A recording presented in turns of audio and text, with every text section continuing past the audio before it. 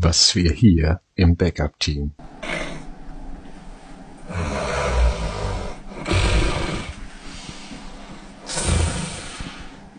nicht alles so machen.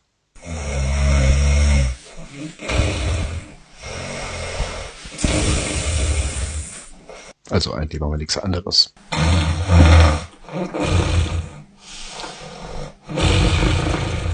Eine echte Freude, dabei sein zu dürfen.